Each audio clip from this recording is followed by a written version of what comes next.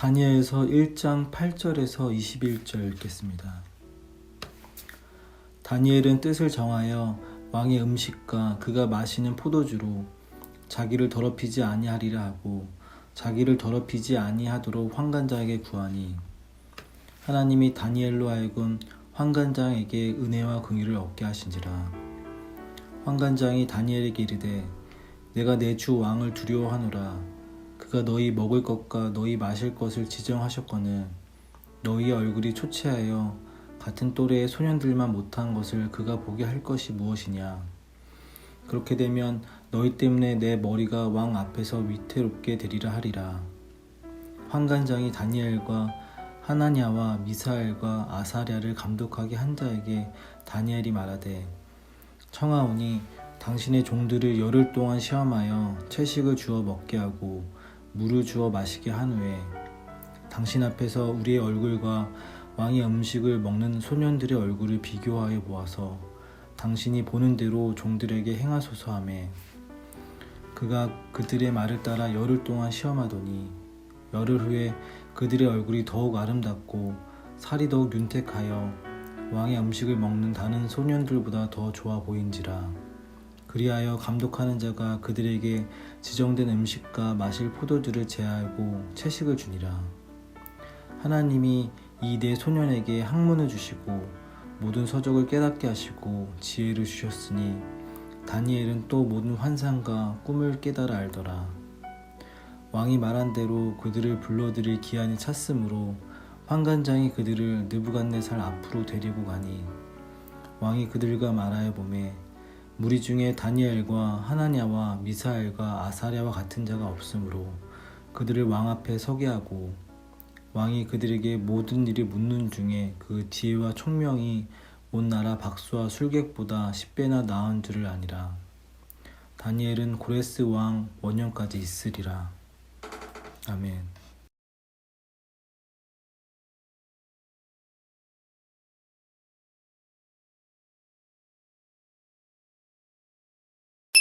오늘 우리 함께 나눌 말씀은 다니엘 1장 8절부터 21절까지의 말씀입니다.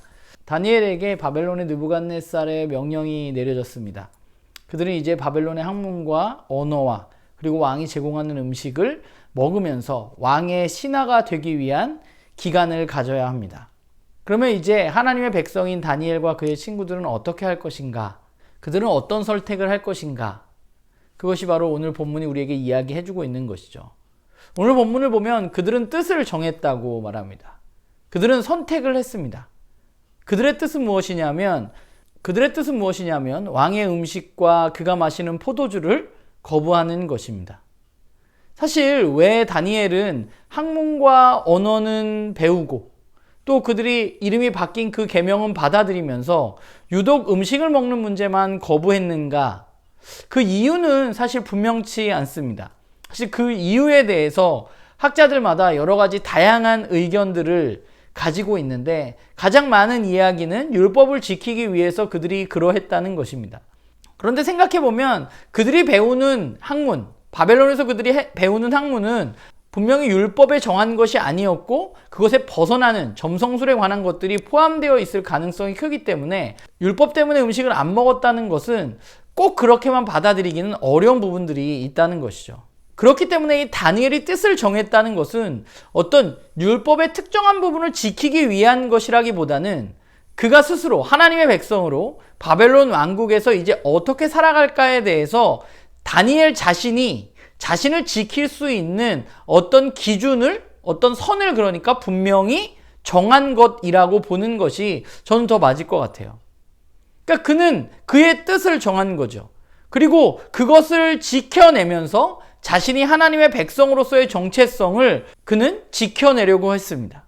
그러니까 이 정한 뜻은 그야말로 자신들의 정체성을 지키기 위한 마지노선과 같은 것, 그것을 다니엘은 선택하게 되었다는 것입니다.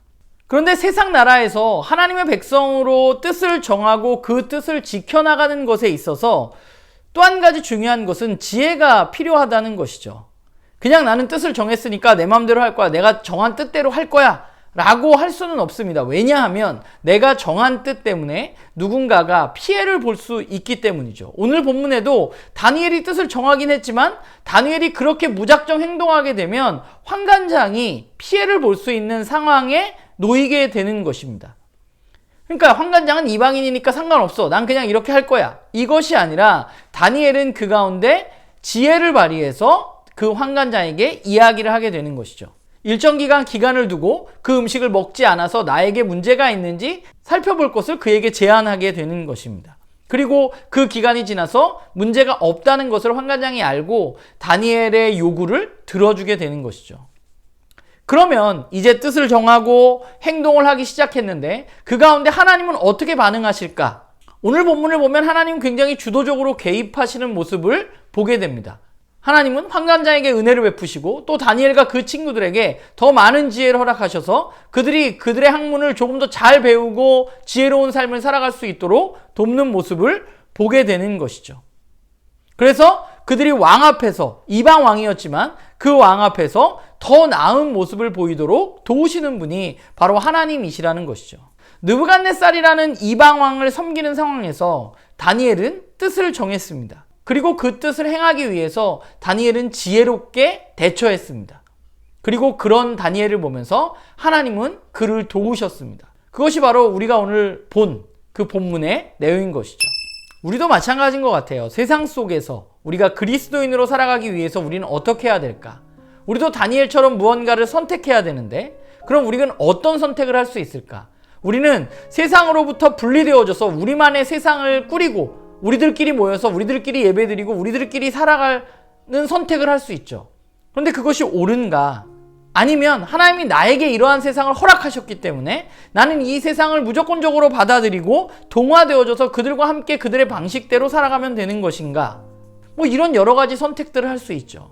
그런데 오늘 우리는 다니엘의 선택을 보면서 우리가 세상 가운데서 어떤 삶을 살아가야 되는지 잘 배울 수 있는 것 같아요. 우리는 세상과 분리되어져서도 안 되고 세상에 동화되어져서도 안 되는 존재들입니다. 그렇기 때문에 우리가 해야 할 일은 세상에 살지만 그러나 다른 삶을 살아가야만 하는 것이죠.